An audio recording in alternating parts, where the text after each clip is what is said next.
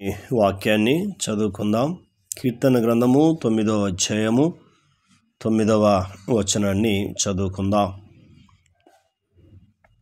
నలిగిన వారికి తాను మహాదుర్గమగును, ఆపత్కాలములలో వారికి మహాదుర్గమగును. 10వ వచనం, యెహోవా నిన్ను ఆశ్రయించు వారిని నీవు విడిచిపెట్టువాడవు కావు. కావున నీ నామం ఎరిగిన వారు నిన్ను నమ్ముకొందురు. దేవునికి స్తుతి కలుగునుగాక, మహిమ కలుగునుగాక. దావీదు రాస్తూ ఈ మాటలు తెలియపరుస్తున్నాడు. నలిగిన వారికి తాను మహాదుర్గమగును. ఎవరైతే నలిగిపోతున్నారో అంటే శరీరానుసారంగా, మానసికంగా, ఆత్మానుసారంగా నలిగిన వారికి దేవుడు మహాదుర్గము అవుతాడని దేవుని యొక్క వాక్యము సెలవిస్తూ ఉంది. అందుకే దేవుడు చూడండి, మన కోట, మన కొండ, మన శైలము, మన దుర్గము, ఆపత్కాలంలో నమ్ముకోదగిన సహాయకుడు ఎవరంటే ప్రభువైన యేసు క్రీస్తు ప్రభు అని పరిశుద్ధమైన గ్రంథం తెలియపరుస్తుంది. కాబట్టి వారు మాట్లాడుతున్నాడు, నీకు దుర్గముగా ఉంటున్నాడు, నీకు సహాయం చేసే వ్యక్తిగా దేవుడు ఉంటున్నాడు. నీ బంధువులు, స్నేహితులు, రక్త సంబంధులు ఎవరు కూడా సహాయం చేయరు. కొన్నిసార్లు మన పరిస్థితులన్నీ తారుమారవుతూ ఉంటాయి.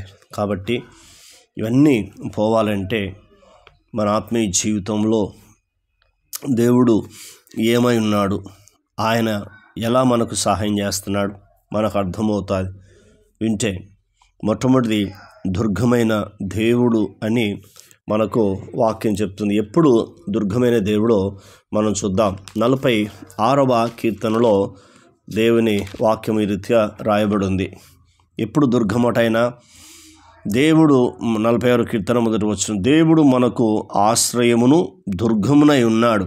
ఎప్పుడు తెలుసా? ఆశ్రయము దుర్గమై ఉన్న దేవుడు ఎప్పుడంటే ఆపత్కాలములో ఆయన్నే నమ్ముకోదగిన సహాయకుడని బైబిల్ చెప్తుంది. ఇది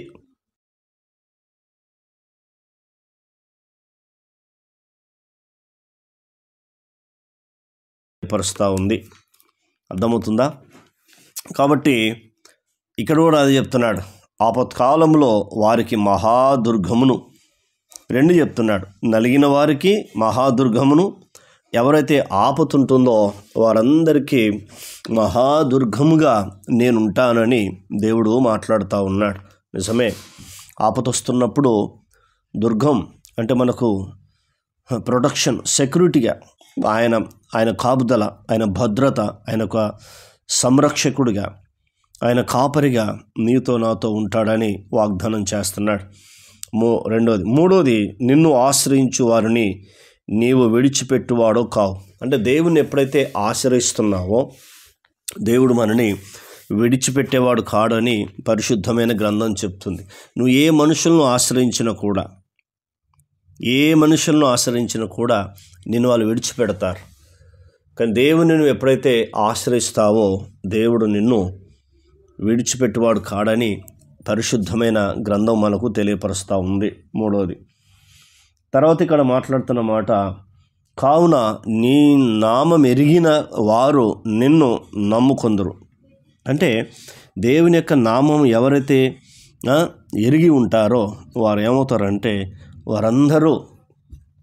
దేవుడు వారందరినీ ఏం చేస్తా అంటున్నాడు, వారందరూ ఆయన నమ్ముకుంటారట. ఎందుకు నమ్ముకుంటారో తెలుసా? మనుషులు నమ్మే మోసపోయావు, బంధువులు నమ్మే మోసపోయావు, స్నేహితులను అనేక వారిని నమ్మి మోసపోయావు. కానీ దేవుని నమ్ముతున్నప్పుడు దేవుడు నీకు ఆశ్రయ దుర్గముగా ఉండే దేవుడని పరిశుద్ధమైన గ్రంథం మనకు తెలియపరుస్తూ ఉంది. కాబట్టి ఇవన్నీ చివరి దినాల్లో, అంత్య దినాల్లో నీవు నేను ఉన్నాం. కాబట్టి ఉంటున్న మన ఆత్మీయ జీవితంలో మనం ఎలా ఉన్నామో మనం పరీక్షించుకోమని దేవుడు మాట్లాడుతున్నాడు. మొట్టమొదటి నలిగిన వారికి మహాదుర్గముగా ఉన్నాడు, ఆపత్కాలంలో ఉన్నవారికి మహాదుర్గముగా ఉన్నాడు. తర్వాత దేవుణ్ణి ఎవరైతే ఆశ్రయిస్తారో వారిని విడిచిపెట్టే దేవుడు కాదు.